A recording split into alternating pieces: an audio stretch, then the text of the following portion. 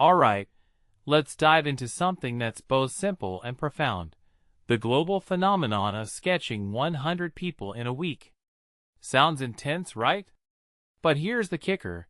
It's not about perfection. It's about presence.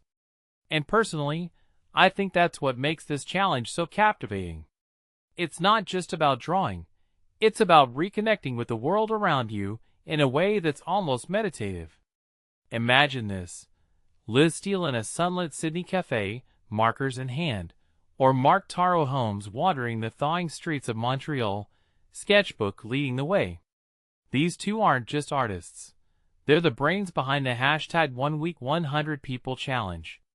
What started as a way for them to stay connected has exploded into a global movement. But here's what's fascinating. It's not a competition.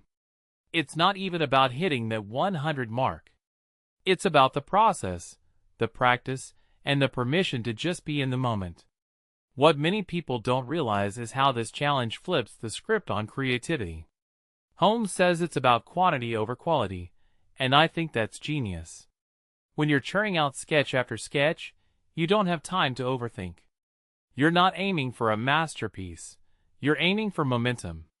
And that, in my opinion, is where the magic happens. It's like Liz Steele says, there's a special kind of flow when you stop chasing perfection and start embracing practice. Now, let's talk about Quincy Nadel, who sketches in a Chicago park while her kids play. She calls this challenge exposure therapy for her perfectionism, and I think that's a brilliant way to frame it. Sketching becomes her way of slowing down, of noticing the quiet beauty in everyday moments. It's not just art. It's a form of mindfulness. She's not trying to capture every detail. She's capturing the essence of a moment. And what this really suggests is that sketching isn't just about the final product.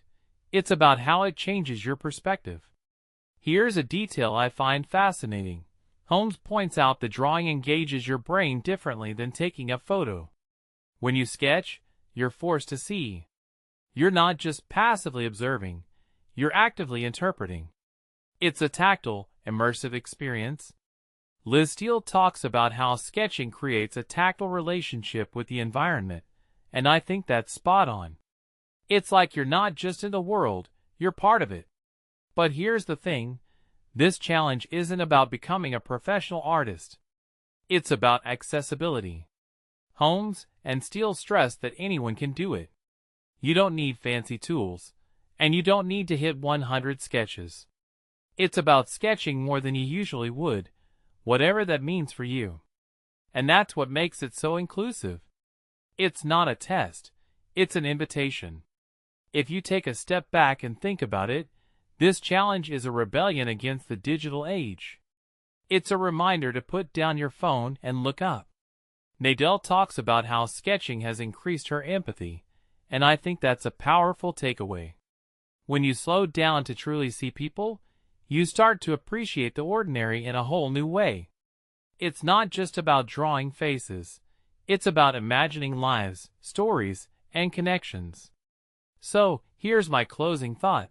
What if we all took a page from this challenge?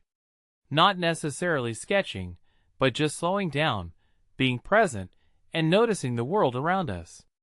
Personally, I think that's the real takeaway here. It's not about the sketches.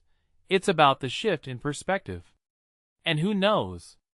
Maybe, just maybe, that's the kind of challenge we all need.